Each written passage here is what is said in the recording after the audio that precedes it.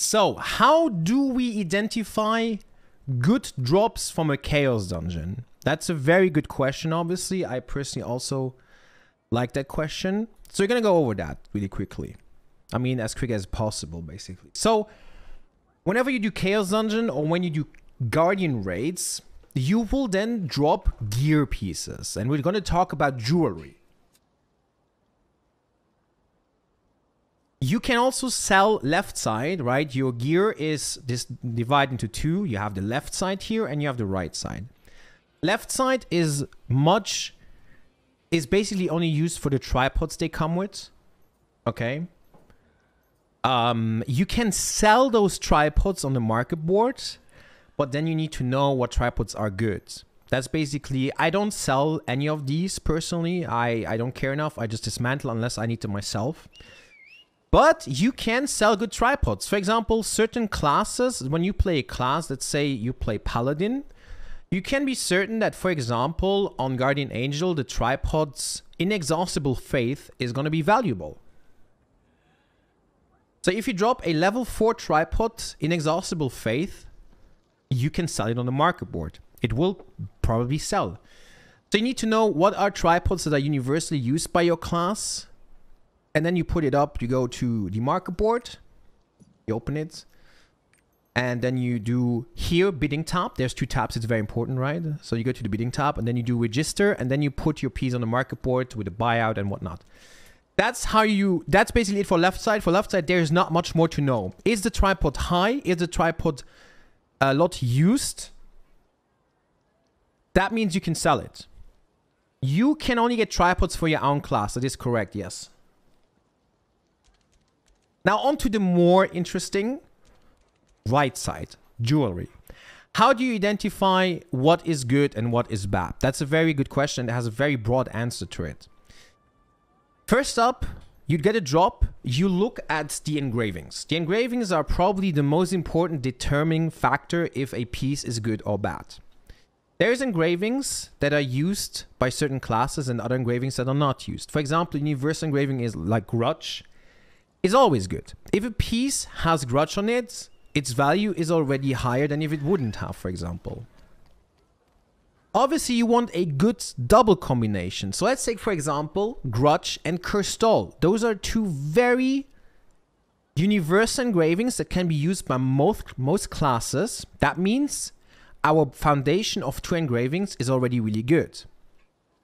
After you've determined the engravings on the piece of gear, you then look at the additional stats. So you look at the row above it. The row above then tells you what stats it has. And that is very important because the stats that are good in this game are pretty much crit, specialization, and agility.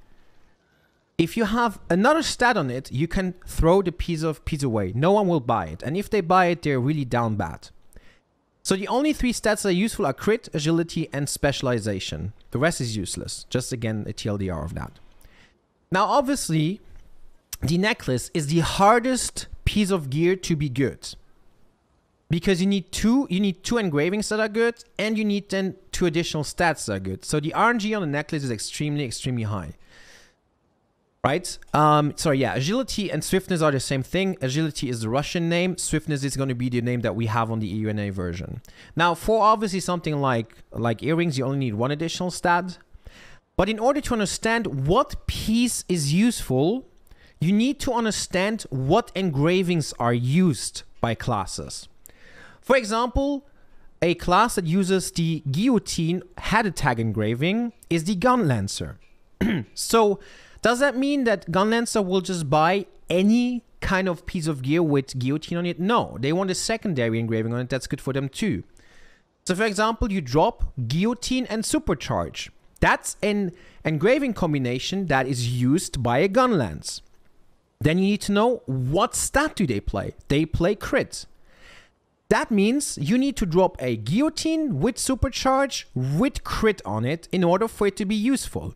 If it now has Guillotine, Supercharge, and Swiftness or Specialization on it, that piece of gear probably won't sell unless someone else uses it.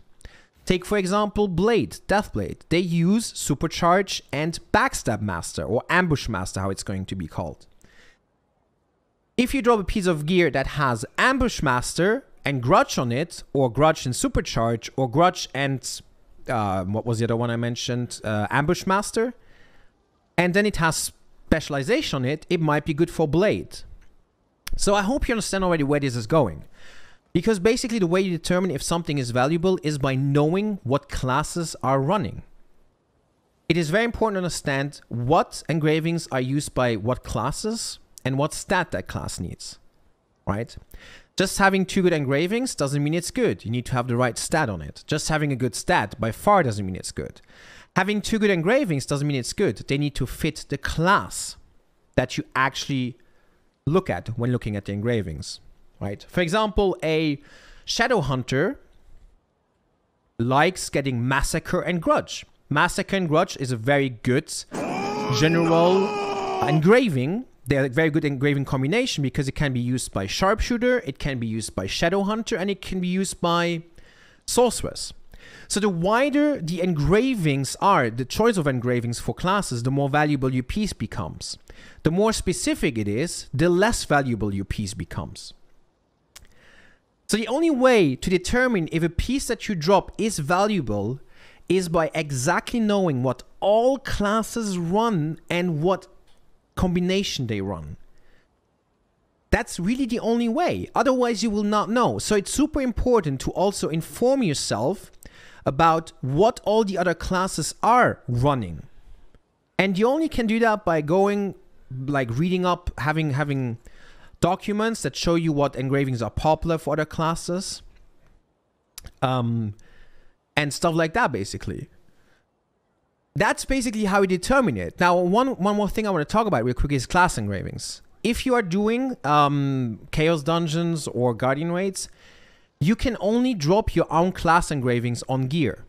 Class engravings are, in general, harder to come by and become more valuable. For example, if I would drop a piece of gear, let me have a look here.